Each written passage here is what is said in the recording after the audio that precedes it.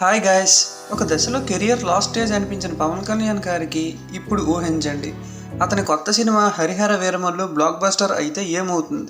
ముందుగా హిట్ అయితే పవన్ కళ్యాణ్ గారు సినీ ఇండస్ట్రీలో రీఎంట్రీ పవర్ఫుల్గా ఇస్తారు. ప్రతి నిర్మాత ఇంకా డైరెక్టర్ అతనితో సినిమా చేయాలని పోటీ పడతారు. తర్వాత వచ్చేసి రాజకీయాలు. సినిమా విజయం వల్ల జనసేనకు మంచి పాపులారిటీ తెచ్చిపెడుతుంది. యువతకు ఆశలు పెరిగి ఆ పార్టీకి బలమవుతుంది. బాక్సాఫీస్ వద్ద రికార్డులు బద్దలవుతాయి. టికెట్ రేట్లు, కలెక్షన్లు అన్నీ ఊహించని స్థాయికి వెళ్తాయి. ఈ విజయం అతని పేరు దేశవ్యాప్తంగా మారుమోగేలా చేస్తుంది. ప్యాన్ ఇండియా రేంజ్లో సినిమాలు రావచ్చు.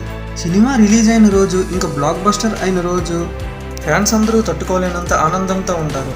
ప్రతి థియేటర్ ముందు బాంబులు పేల్చి సంబరాలు చేసుకుంటారు. సెలబ్రేషన్ చాలా గట్టిగా చేస్తారు. అయితే సినిమా బ్లాక్ బస్టర్ అయిన తరువాత తను నెక్స్ట్ చేసే సినిమాలు ఓజీ ఇంకా ఉస్తాద్ భగత్ సింగ్కు మంచి హైప్ వస్తుంది.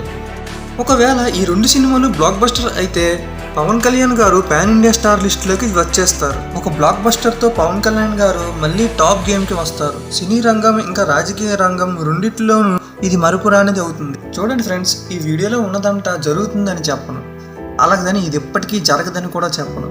అంతా ఆడియన్స్ ఇంకా ఫ్యాన్స్ చేతుల్లో ఉంటుంది. కానీ ఈ సినిమా మాత్రం పాజిటివ్ టాక్ వస్తే మాత్రం ఈ వీడియోలో ఉన్నదంతా నిజమవుతుంది. ఈ వీడియో లాస్ట్ వరకు చూసినందుకు థ్యాంక్ యూ. అలాగే లైక్ చేయడం మర్చిపోవద్దు, ఇంకా సబ్స్క్రైబ్ కూడా.